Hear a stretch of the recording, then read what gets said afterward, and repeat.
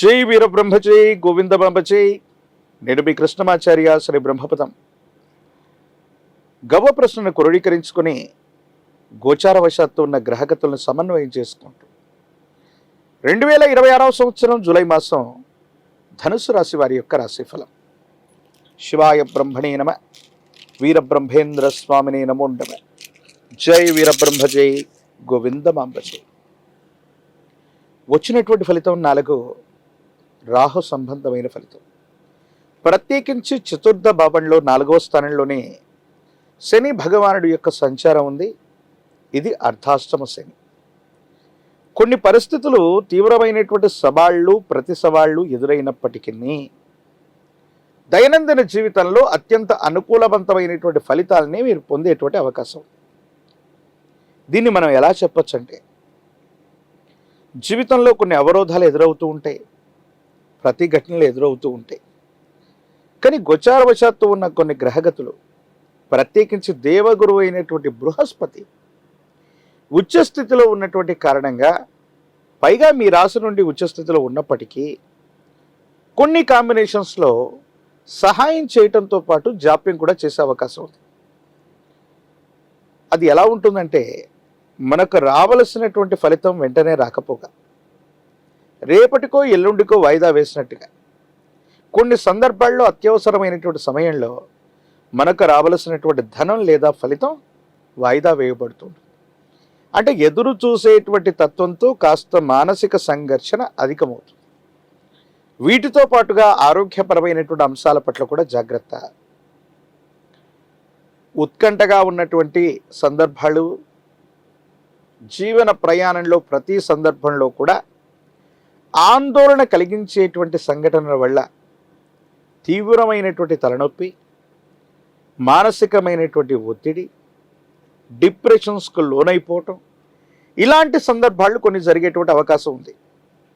అంటే అవుతుంది అనుకున్నటువంటి పని చిట్ట చివరి వరకు చాలా ఉత్కంఠగా సాగి అది జరగడం, లేదా కొంత మళ్ళీ వాయిదా తీసుకోవటం, మళ్ళీ ఆ పని పూర్తయ్యే వరకు శారీరకంగా మానసికంగా బాగా అలసిపోవటం, ఇలాంటి అంశాలు కొంచెం మీకు అనుభవంలోకి వచ్చే అవకాశం ఉంది.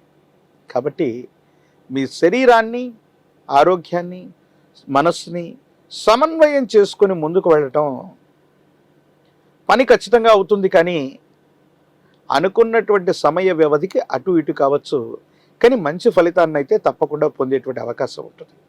కాబట్టి గ్రేస్ పీరియడ్ని నిర్ణయించుకోవటంలోనూ, ఏదైనా సమస్యను పరిష్కారం చేసుకోవటంలోనూ కొంత ఓర్పు సహనాన్ని కలిగి ఉండటం చెప్పదగిన సూచన.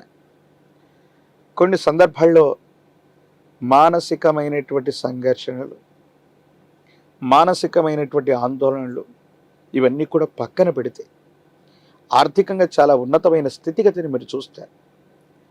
ఎప్పుడో మనకు జరిగినటువంటి అవమానం, కొన్ని విషయాల్లో మనం ఎదుర్కొన్నటువంటి ప్రతిఘటన, ఎక్కడైతే ఇబ్బందులు జరిగాయో మళ్ళీ అక్కడే మీకు రాజ్యపూజ్యం, గౌరవం లభించేటువంటి అవకాశం. కొంతమంది వ్యక్తులతో దీర్ఘకాలికంగా ఉన్నటువంటి విరోధాలు తొలగిపోతాయి.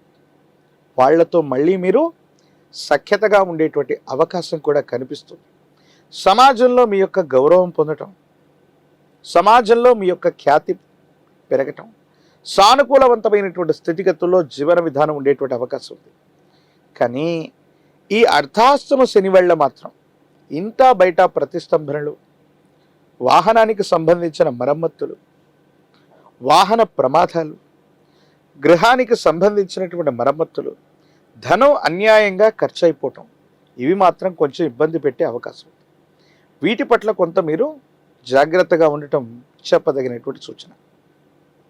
దైనందిన జీవితంలో దీర్ఘకాలికంగా ఎవరి మీదనైతే మనం ప్రతీకారం తీర్చుకోవాలనుకుంటున్నామో, ప్రత్యర్థులు ఎవరైతే ఉంటారో, మీకు ఇప్పటి వరకు ఎవరైతే సమస్యలను సృష్టిస్తూ మీ యొక్క అభివృద్ధికి ఆటంకంగా ఉంటున్నారో, కాలం, భగవంతుడు మీకు గొప్ప అవకాశాన్ని ఇస్తాయి.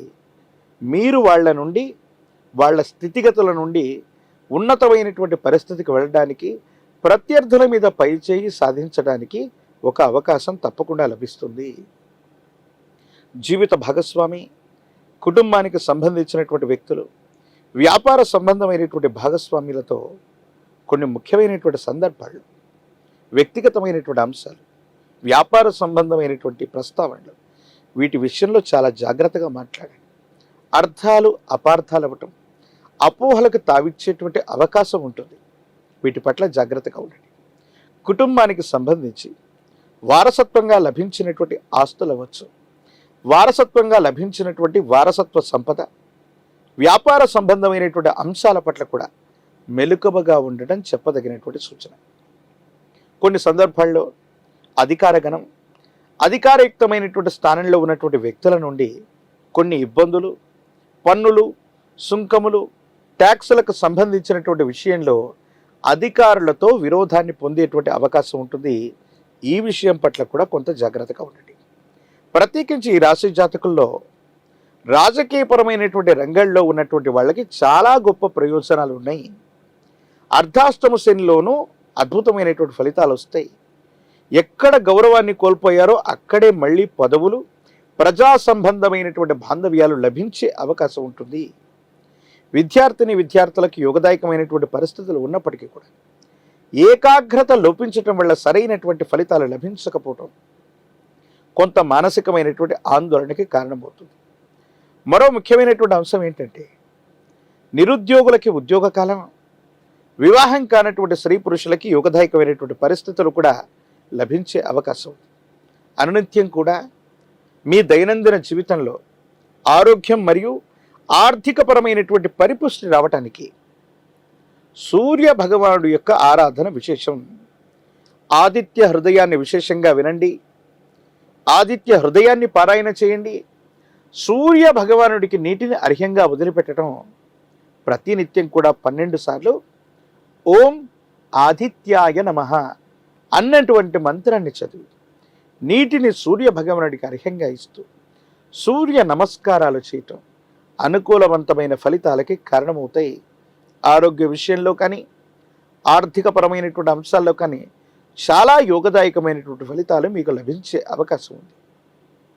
ఒక పంచముఖి రుద్రాక్షని, మహాకాల భైరవ రక్షని మెళ్ళో ధరింప చేసుకోవటం వల్ల అర్ధాష్టమ శనిలో కూడా అద్భుతమైనటువంటి ఫలితాలు, యోగదాయకమైనటువంటి స్థితిగతులు రావటమే కాదు, ఆలస్యం జాప్యం అవుతున్నటువంటి అంశాలన్నీ కూడా మీకు సానుకూలవంతంగా పరిష్కారం అయ్యేటువంటి అవకాశం కనిపిస్తుంది. మరిన్ని వీడియోలు చూడటానికి గాను మన ఛానల్ని లైక్ చేయండి, షేర్ చేయండి, తప్పకుండా సబ్స్క్రైబ్ చేయండి.